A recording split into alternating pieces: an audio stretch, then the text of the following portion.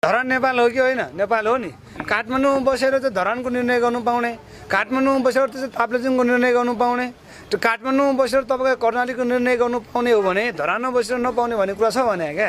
र अर्को कुरा यहाँले के कुरा बुझ्नुपर्छ भने यस्तो छ, सुन्नु, हामीले गरिरहेका छौँ, के गरिरहेका छौँ, त्यहाँ हाम्रो चाहिँ टिम पठाएका छौँ, अध्ययन गराएका छौँ।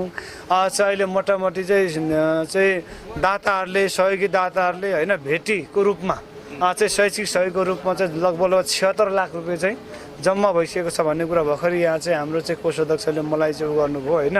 मोटामोटी त्यसको हाराहारीमा पैसा जम्मा भयो भन्ने खालको चाहिँ त्यहाँ कुराहरू छ।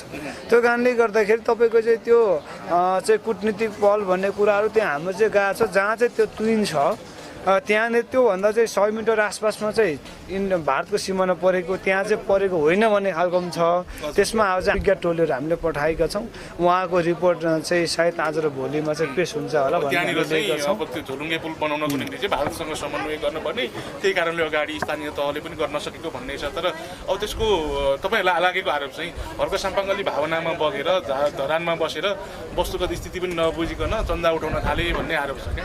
चन्दालाई के, चन्दा केले भनिन्छ? होइन जबस्ती मागेको हो र होइन नि। सुन्नु न, जस्तै तपाईँको चाहिँ पशुपतिनाथमा गएर चराउने भनेको चाहिँ भेटी हो, लुम्बिनीमा गएर चराउने भनेको चाहिँ अब बौद्ध गुम्बामा गएर चराउने भेटी हो। त्यो स्वैच्छिक स्वेच्छाले चराएको हो र स्वेच्छाले आह्वान गरे भने त्यो चाहिँ त्यसलाई त्यसरी लिनु हुँदैन। र अर्को कुरो तपाईँको त्यहाँ समन्वय कुरामा तपाईँ काम अगाडि गर्दै जान्छौँ, समन्वय हुन्छ। त्यहाँ चाहिँ दार्जुलामा थुप्रै समस्या छन्, त्यहाँ मात्रै होइन नि त।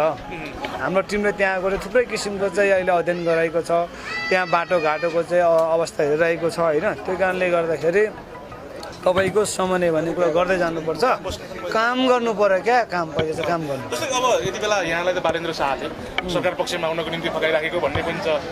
हर्क साम्पाङको हरेक पोस्टमा बालेन्द्र शाहले आई लभ यू दिइराख्नु भएको छ। अब त्यो प्रेम प्रस्तावलाई स्वीकारेर अब उहाँहरूसँग सहकार्य चाहिँ कहिले गर्ने हो तपाईँहरू? अब प्रेम भनेको साथीभाइ बिचमा चाहिँ सम्बन्ध भातृत्व भनेको चाहिँ फरक कुरा हो, राष्ट्र चलाउने कुरा फरक कुरा हो। राष्ट्र चाहिँ तपाईँको चाहिँ कसैले आई लभ भनेको खण्डमा आउनुहोस् गरौँ जाउँ भनेकै खण्डमा राष्ट्रको चाहिँ हितमा र जितमा तपाईँको नागरिकको जितमा निर्णय गर्ने भन्ने कुरा जोक होइन नि। त्यो चाहिँ तपाईँको जोक हिसाब लिनु हुँदैन नि होइन। अघि हामीले भन्यौँ नि धेरै कुराहरू छन् क्या। अब चाहिँ हाम्रो श्रद्धेय अध्यक्ष हर्क साम्पाङज्यू, माननीय हर्क साम्पाङज्यूले फेसबुक स्ट्याटस मार्फत पनि संसदमा गएर अब के गर्ने भन्ने कुरा लेखिसक्नु भएको छ। र हामीले भनेका छौँ संसदमा गएर विकास निकास समृद्धिका कुराहरू, समानता र अधिकारको कुराहरू भइरहन्छ, गरिरहन्छौँ। त्यो हाम्रो चाहिँ हामी गर्छौँ नै। तर त्योभन्दा प्रमुख तपाईँको चाहिँ प्रमुख कुरा के भन्दाखेरि श्रम संस्कृति पार्टीले संसदमा गएर पार्लियामेन्टमा